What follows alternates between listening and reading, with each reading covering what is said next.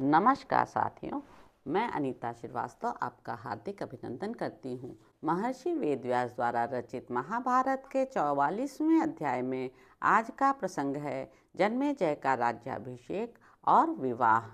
उग्रसवा जी कहते हैं, शौनक जी, मंत्रीगण राजा परीक्षित को तक्षक नाग से जकड़ा हुआ देख अत्यंत दुखी हो गए।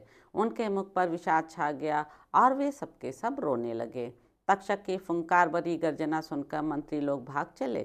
उन्होंने देखा लाल कमल सी कांति वाला वह अद्भुत नाग आकाश में सिंदूर की रेखा सी खींचता हुआ चला जा रहा है। नागों में श्रेष्ठ तक्षक को इस प्रकार जाते देख वे राजमंत्री अत्यंत शोक में डूब गए। वह राजमहल सर्प के विष जनित अग्नि से आवृत हो धू धू करके जलने लगा। यह देख उन सब मंत्रियों ने भय से उस स्थान को छोड़कर भिन्न भिन्न दिशाओं की शरण ली तथा राजा परीक्षित वज्र के मारे हुए की भांति धरती पर गिर पड़े। तक्षक की विषाग्नि द्वारा राजा परीक्षित के दग्ध हो जाने पर उनकी समस्त पारलौकिक क्रियाएं करके पवित्र ब्राह्मण, राजपुरोहित, उन महाराज के मंत्री तथा समस्त पूर्ववासी मनुष्यों ने मिलकर उन्हीं के पुत्र को, जिसकी अवस्था अभी बहुत छोटी थी, राजा बना दिया। कुरुकुल का वह श्रेष्ठ वीर अपने शत्रुओं का विनाश करने वाला था। लोग उसे राजा जन्मेजय कहते थे। बचपन में ही नृपश्रेष्ठ जन्मेजय की बुद्धि श्रेष्ठ पुरुषों के समान थी।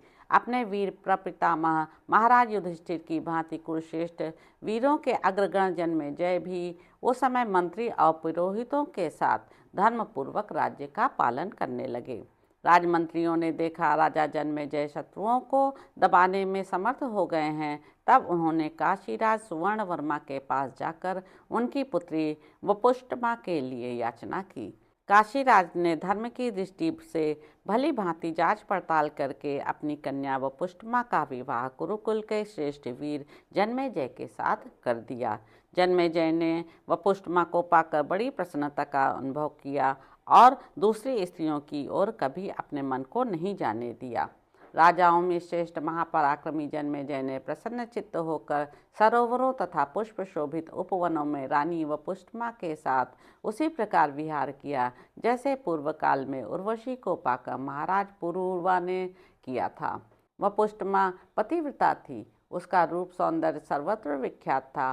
वह राजा के अंतःपुर में सबसे सुंदरी रमणी थी। राजा जन्मेजय को पति रूप में प्राप्त करके वह विहार काल में बड़े अनुराग के साथ उन्हें आनंद प्रदान करती थी।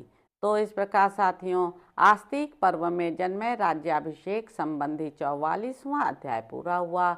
इसके अगले अंक में आप जानेंगे कि जरत्कारु को अपने पितरों का दर्शन और उनसे वार्तालाप। तो अब आपसे अगले अंक में मुलाकात होगी। मेरे YouTube चैनल संवाद विद अनीता को लाइक करें, शेयर करें, सब्सक्राइब करें। धन्यवाद साथियों।